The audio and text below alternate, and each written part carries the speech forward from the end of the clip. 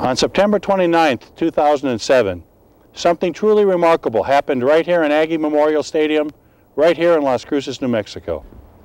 I'm Mike Martin, president of New Mexico State University, and in the next few moments you're going to meet 4 remarkable women with 4 remarkable stories. Are you tough enough to wear pink?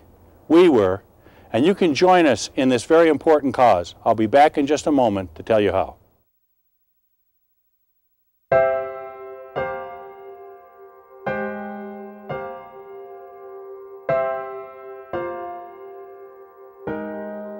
We are survivors. And it's been said that to those whom much has been given, much is expected in return. It was with this mission we began our work. The game was a game, but what we were fighting for was life and death. I think we have made a difference.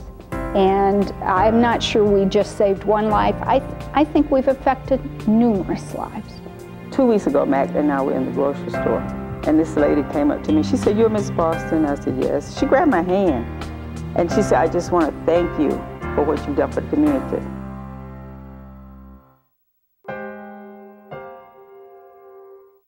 Tough Enough to Wear Pink is a slogan that Wrangler has adopted to raise money for breast cancer. The Tough Enough to Wear Pink means if you've been a breast cancer survivor or a family member of a breast cancer survivor, that you are tough enough. You've been through the trenches. And like a rodeo cowboy, you may have gotten kicked off the horse or trampled on by the bull, but you're up and running and you're tough enough to wear pink. My inspiration for the Tough Enough to Wear Pink event happened at a spring rodeo here on New Mexico State's campus. And I knew of the hard work that Cowboys for Cancer Research had been doing in our community. We had identified several breast cancer survivors in the community that I knew of, and we asked them to participate, and they said yes immediately. We just made a list, we divided the list, and we just went for it. We were out there, we started in July, this finished the end of September, and like I said, we were out there, no net, we were flying with no net. Once she asked me, it was not so much about me, but just spreading the word, giving my testimony about what had happened to me, and hopefully someone would make the effort to do the self-exam or just go to the doctor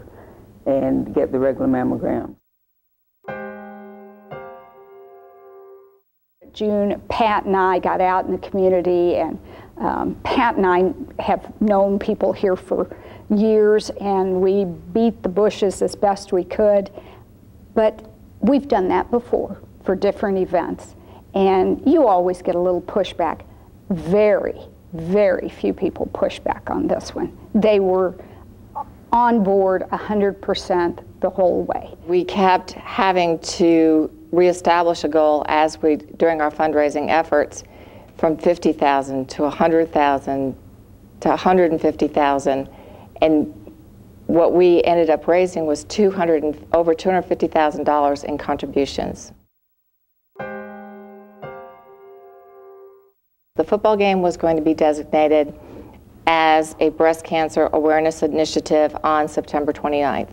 Then we backed up and we said, okay, we'd like to do something free for the community. We'd like an education component to our plan. So we identified a date and had an education program on campus that was free for anyone who wanted to attend. And then also we had had such a great response from our donors, our leadership donors, our sponsors.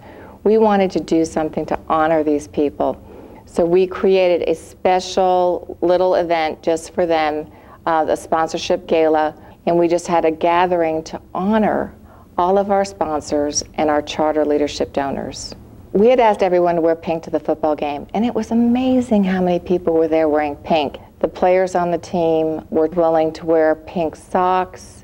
Pink, just think pink. You're walking into cotton candy. The whole bowl is now pink. They asked first survivors, cancer survivors, to stand, and then second, they asked anyone who's been touched by cancer and their families to stand. It was just an incredibly powerful moment. I turned myself around. I looked at all the people, all of the pink, And I just could not imagine that this had actually happened. Men, women, children in pink, people sharing stories. It was one of those like surreal moments where everyone was there for a common cause. Jim Dewey Brown came into the stadium carrying a Cowboys for Cancer check. The check was then given to the honorary chairs, who then presented it to Geraldine and Denny Calhoun and Cowboys for Cancer Research. One of the football players from the other team, as I was walking off the field, stopped me. And as I understood, the other team did not wear pink. And he stopped me and he said to me, "Ma'am, are you a breast cancer survivor?" And I said, "Yes." And he had tears coming down his face. He said, "God bless you." And I said, "Well, thank you so much." And he said, "My dad was just diagnosed with cancer." And, you know, I exchanged something more with him. But then the picture came back. And there he was under his uniform with pink ribbon hanging down. He wore the pink.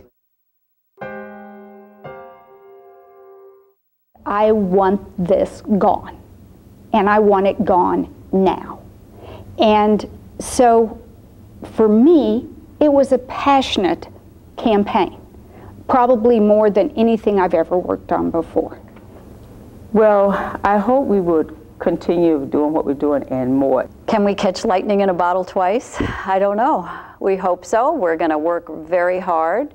We want to raise more money. We're proud because we're not only making a difference in breast cancer research, but we're making a difference right here on New Mexico State's campus. I am so proud of this community coming together. I feel like it made a difference.